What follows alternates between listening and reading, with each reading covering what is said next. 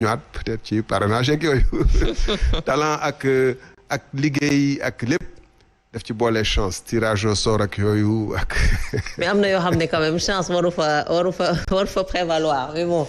normalement football nag moom chance daf ci prévaloir nga xëy nekk en forme ak sa talent lu mu toll nga sonn wala nga nekk ci kii daje keneen koo xam ne jour boobu moom voilà donc football moom chance daf ci am mais mbirum réew chance waru ci am wala bokk loterie war ci bokk waaw po moom nag mun nañ ci nangu parce que po xam nga pour bëggal xol yi rek boo gañewul normalement après quelques années bien sûr gagné nga nee nañu làmb po la sax mais ku sa mbër daanu nga mber donc bu ñu sañoon di gagné waaye dañuy toogaale nii l'essentiel suñu jàmbaar yi def nañu lu leen war Afrique xam nañu ràññee nañu ko équipe a ngi nii ay mbër a ngi nii ay jàmbaar a ngi loolu moom amul laam-laame. effectivement donc ñu ñaanal leen rek ñu yeggati ba final jëlati ndam li indil ñu ko fii ci Sénégal. waaw di yóbbante nuyoo capitaine Koulibaly. oui. boo xam ne am na ci ay aussi ñoo xam ne modèle la ñu ci xaw ma ko bu baax mi nu ma Sadio Mané xaw ma ko moo ko xamee mooy nu ko Sénégalais yoo xamee waaye li ñuy ràññee ci ñoom mooy ku mel ni Kalidou Koulibaly juddoo France ci li ma jàpp di dimbale ci alal bu mu ñaqal boppam ay njaboot yu des ci village ba parce que jàpp na ni wërsëg bu ko yàlla wërsëgal du moom rek moo ko féetewoo te tamit am na ni xëy na yaakaar ni que ñaan yeeg jàppale yi ko waa dëkk bi di jàppale am na solo dem naa ba Bambali gis naa la fa Sadio Mané liggéey en toute discrétion en toute humilité taxawuñu di ko puukarewoo di ko wonewu bon loolu leçon la ci ñi nga xam ne dañ leen dénk alalu réew mi lu ñëpp bokk ñu jël ko di ci def lu leen neex fàtte ñu ko moom te du seen alal ba pare nag di ci puukarewu di ci ger di ci wane seen bopp di ci wane seen doole it. D'accord.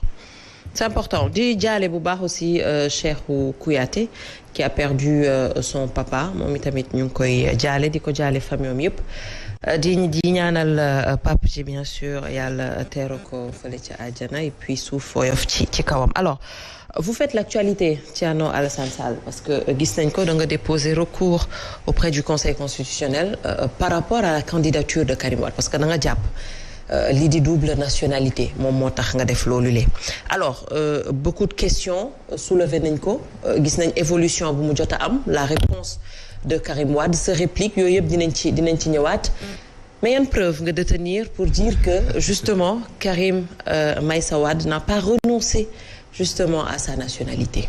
di wax d'abord que dañu nekk ci période boo xam ne comme ni ngeen ko gisee CNRA moo tax mënuñu wax leneen lu muy actualité. effectivement mënuñu wax ci wàllum programme mënuñu wax suñu gis-gis. ak suñu yéene ci Sénégal daf naa ni candidat loolu te loolu lu doy waar la maanaam fi nga xam ne ci réew àdduna bi yëpp campagne yi jegegul naam waaye foofu la askan wi di gën a bàyyi xel ci mbirum politique. di gën a déglu nit ñi di leen gën a may baat pour ñu mun a tànn. te tànneef bi joor ko teg ci ay pàcc yu leer ñu ne nit ñi bu ñu waxati. te terewul am na candidat camp au pouvoir mu ngi la ma doon wax léegi mu ngi dikkaat ñu ngi utiliser ay moyens wu état moyens wu république bi di ci campagne ouverte di ko def ci RTS te kenn sañul ngang CNRA mu ngi toog di seetaan. déjà foofu y a 2 poids 2 mesures. 2 poids 2 mesures xam nga ça revient li ma doon wax léegi ci ñoom Sadio ak ñooñu si seen alali bopp la ñuy yéene Sénégal. ñiy jël suñu alal suñuy moyen di ci campagne loolu jaaduwul daf naa ni bu ñu war lu yàgg nañ ko xeexan ñi fi jaar ñëpp ci opposition bi xeex yàgg nañ ko diingat bokk mais bu ñu ñëwee dañ koy wéyal maintenant ci problème ki constitution parce que man attaqué wuma une personne ku mu mënoon doon bu nekkoon ci situation boobu danaa def recours contre lui ku mu mënoon doon candidat bu mu mënoon doon dama jàpp lu suñu constitution wax ñépp a ko war a défendre constitution article 28 moom moo ni pour nga nekk candidat de la république da nga war a am nationalité exclusivement sénégalaise 35 ans nationalité exclusivement sénégalaise teg ci yeneen critère bu ci matul rek waroo mën a nekk candidat de la président de la république ñu gis ni que effectivement ba jamono ba ñuy wax ni dinañ def recours ba jamono ba ñu déposer suñu recours. ak jamono moom ba muy déposer candidature am na candidat bu tudd Karim Meïssa Wade nekk am na ñaari nationalité lu ci suñu wareef mooy. comme ni ñu dénoncé woon violation bu mu nekk constitution bi article 27 ba ñuy ne président de la république Macky Sall warul am 3 mandats ñu dénoncé ko defi ay F24 bokk ci di ko diingat.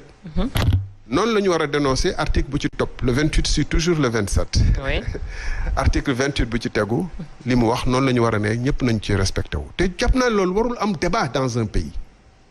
mais justement warul am débat mais bu fekkee ne que la personne concernée indi na ci ay leeral le conseil constitutionnel àddu woon na ci en 2019 donc sur quoi yow nga basé wu pour dire effectivement que Karim Meïssa Wade a toujours la nationalité peut-être débat bi foofu. yan leeral la ci indi. conseil constitutionnel. non moom yan leeral la ci indi. mais il a été très clair bi muy wax ni que renoncé na à sa nationalité. foofu nag dafa am solo bu baax d'abord dañu ni nit duñu sukkandiku rek ci ay waxam. la preuve dañu ne woon 2019 renoncé nañu ci candidature. oui. tey démb ñu ngi génne benn décret boo xam ne décret gouvernement France bu 16 janvier 2024 maanaam bu démb. ñu ne may nañ ko yeewi nañ ko ci buum yu doxoon diggante moom ak France. xam nga décret mënul am ak effet rétroactif di ñaa ci dellu si waat naa ci dellu si bu ci kanam. waaye donc ça veut dire que ba muy def wax 2019 une déclaration sur l'honneur ni man mii di nekk candidat à la présidence de la République benn nationalité la am loolu nekkut woon xam nga loolu lañ koy tuddee parjure maanaam da nga waat te mu wóoral li ngay waat nekkut te tëppuwul ak yoon loolu rek waroon na tax tey conseil constitutionnel jàpp ni ki nga xam ne 2019 dafa def déclaration sur l'honneur ni renoncé naa ak sama candidature parce que wax dafa yomb déclarer dafa yomb nekk dafa ko woon mais justement ma eggale démonstration bi pour mu leer ci auditeurs yi après nga poser question c'est que bi nga ne defu ko woon qu'est-ce qui prouve que defu ko mais parce que moom wax na yow également wax nga su ko defoon da nga bëgg a wax su ko defoon du ñu am la réponse là le 16 janvier. c'est-à-dire que un acte maanaam. yow ne Aïcha def nga démission dans certains corps muy armée muy leneen démission bi valable tant que jëluñu décret ci yenn conditions yi moom boobu kaawam la gis naa nag ay avocats yu débattre ak yooyu amuñu temps def débat technique bi fii. maanaam majeur français bu nekk ci conditions yi mu newoon moom.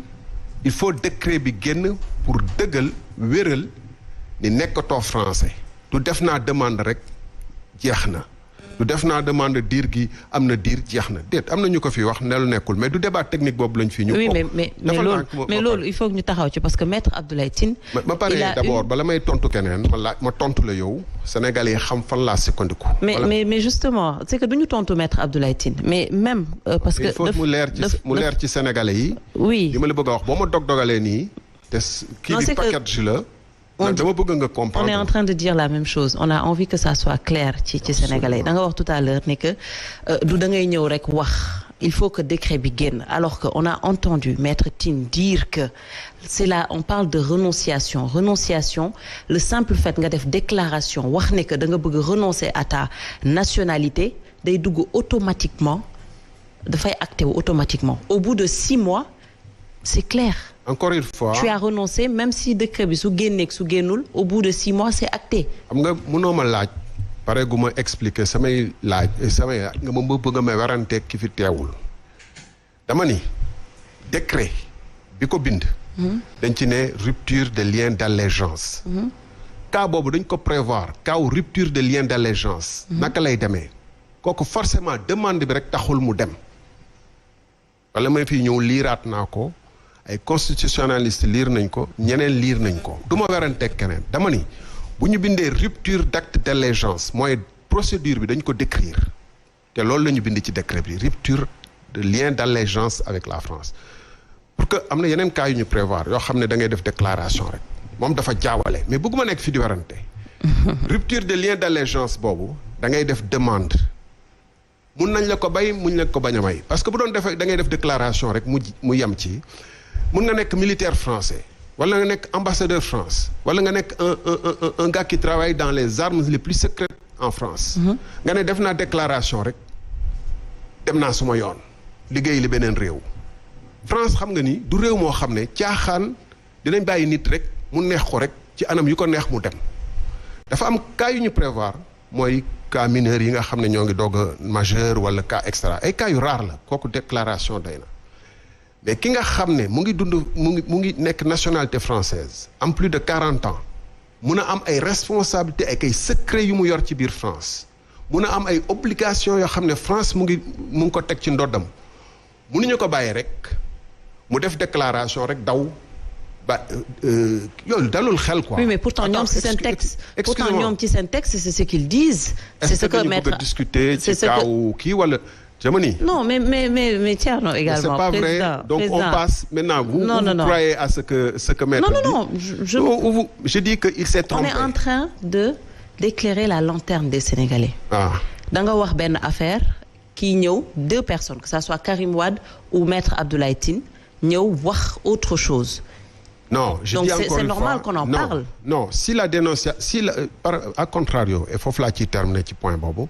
À contrario bu doon déclaration bi dina suffire du produire un décret à contrario te li ma wax mun nga ko bañ a dégg mais da ngay bàyyi ma eggali ci loolu ku nekk mën na ko dégg munoo nekk français wala sénégalais nekk militaire sénégalais nekk sous nos drapeaux dem New York toog fa def benn déclaration ne renoncé naa nationalité sénégalaise Sénégal nangu ko loolu dalul xel yenwul xel benn cas la jël bu ko généraliser cas boobu nekkut boo gisee ci décret bi ñu bind ci rupture de lien d'allégeance procédure boobu dañ ko prévoir bu la neexee après naa la ko envoyé naka lañ rupture de lien d'allégeance fi di demee ba décret génn moom kaawam décret moo war a génn tant que décret bi amut rupture boobu amagul benn loolu tax mu produire décret bi d'ailleurs comme preuve bu doon loolu day produire demande am rek ak les textes et les références au texte xam nga loolu vraiment du loolu moo ñu fi indi li ñu fi indi mooy non dañu sauter un point essentiel de ma démonstration. C'est quoi le point essentiel? mooy déjà en 2019. oui.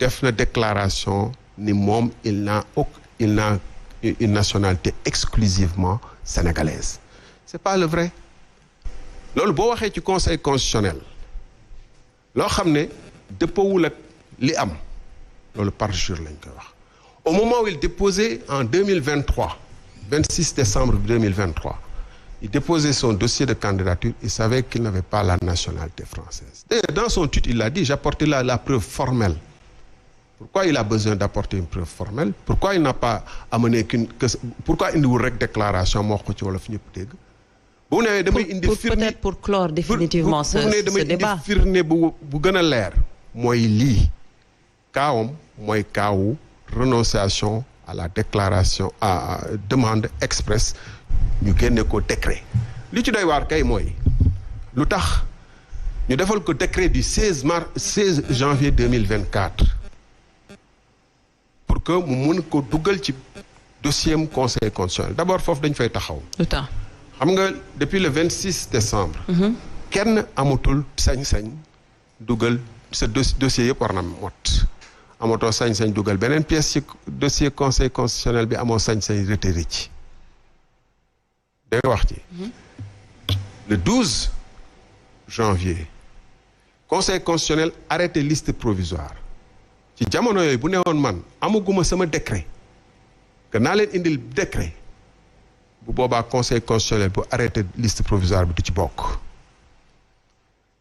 il a fallu ñun def déclaration boobu pour que mu ne enfin j'amène la preuve le décret conseil constitutionnel va apprécier naka la France mun na nii day arbitrer suñu campagne électorale ak suñuy élection di produire ay pièces à la dernière minute à l'ultime dernière seconde pour ne kii war na bokk. mais est-ce que arbitrage la est-ce que parce que aujourd'hui peut-être c'est un pays de droit sous Karim Wade defee la demande wane ne que quand même dafa am benn coow bu juddu fële ci Sénégal et qu'on a besoin d'avoir des preuves par rapport à ça s'il fait cette déclaration automatiquement peut-être l'État français peut répondre en ce sens.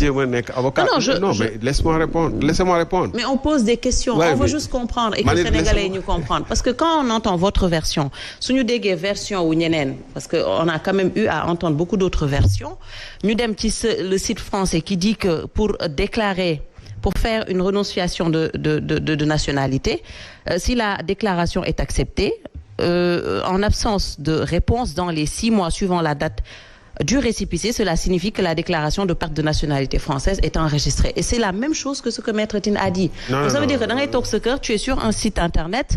Si bien sûr tu n'es pas concerné par la fiscalité, nga toog sa kër sur un site internet, tu enregistres la demande comme quoi tu veux perdre ta nationalité si tu es de mère ou de père français. D'accord? Soo ko defee dans les 6 mois, même si tu n'as pas reçu de réponse, ça veut dire aujourd'hui que la déclaration est actée. C'est ce qui a été dit. Néné Aïcha, c'est une question. C'est une question aussi. Je peux vous envoyer aussi un document parce que da nga lire benn cas. Et c'était le cas de Karim Wade. Attendez, non. xam nga da nga may poser question ba après juger atténuer c'est le cas donc yow da nga jël position. Mais non. Non mais da nga jël position mais si da nga jël position vous m'avez posé une question je suis en train de vous répondre. D'accord, laissez-moi vous répondre. Allez-y. Il y a plusieurs cas de figure. De perte par renonciation. Mun naa la lire un texte long mais c'est pas le débat ici. Moom il n'est pas dans le cas de renonciation. loolu tax ñu defal ko décret. Il est dans le cas de perte de lien d'allégeance.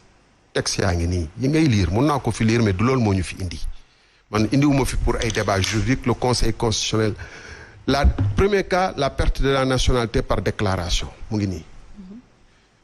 Deuxième cas la perte de nationalité par décret donc yow mënoo ne benn cas moo am. Non j'ai pas dit ça. Non attendez da nga may déglu quoi. Puisque lire nga ay kii mënoo ne benn cas moo am. te mënoo tranché fii yow ni que cas bi cas par déclaration la war a mun a nekk ki ko wax tamit xam na ni waxul dëgg. dafa far ki ko wax xam na ni waxul dëgg dafa far. texte yaa ngi nii mun naa leen ko bàyyil mun nga ko poster ci site bi ku ko bëgg a lire xam nga Sénégal mooy problème boo xam ne. mooy dañuy bëgg toujours di yóbbu débat bi fi mu nekkut. dafa am texte perte par décret. décret boobu nag. mooy wax effectivement on te libère te loolu tax ñu def décret par libération des liens d'allégeance et le texte français prévoit que la demande peut être refusée ñële te par déclaration mun nañ ko bañ a refuser duñ ko refuser sax dañ la koy bàyyi rek boo toogee tontu wuñ la sax mun nga dem. mooy dans les 6 mois. mais am na ñoo xam ne bu ñu defee seen demande mun nañ la ko bañal parce que mun nga nekk un Français. qui détient des secrets nucléaires qui détient des secrets français stratégiques ne damay def déclaration dem toogi Russie def sama déclaration nekkatuma citoyen français yóbbaale ay secret nga dem ne France dañu kii ba loolu ku la ko wax sax waroo ko nangu.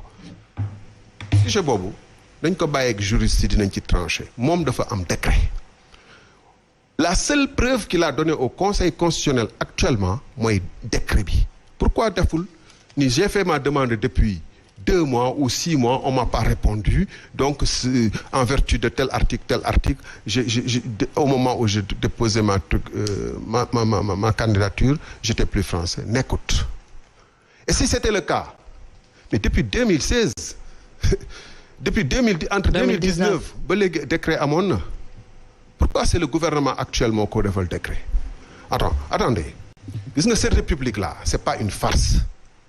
ay gars yu toog fële di leen liiral ay bout de benn article décret wala ay loi française di bàyyi yeneen yi pàcc yi pour nax sénégalais yi pour dóor leen ay marteau parce que dañu far.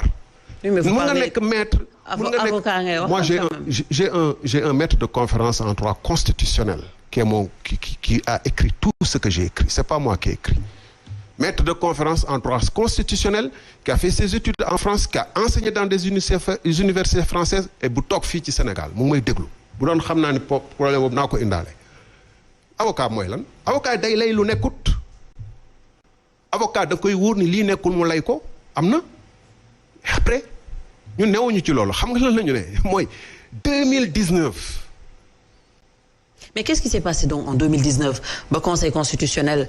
Parce que sa candidature était invalidée pour une autre raison. Oui, mais n'a pas parlé toujours de nationalité. Il faut aller demander au Conseil constitutionnel. Cette fois également, attendez, ils n'ont pas parlé de national. Mais vous faites que la liste n'est pas encore définitive. Le 20, la candidature est définitive ou dit définitive. Oui, on veut savoir pourquoi.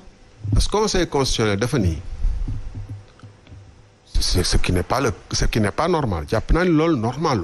Conseil constitutionnel bu ñu ko joxee élément mu nekk ci réewum Sénégal dégg débat wu sur nationalité wu ay candidats jàpp ni am na ay ñoo xam ne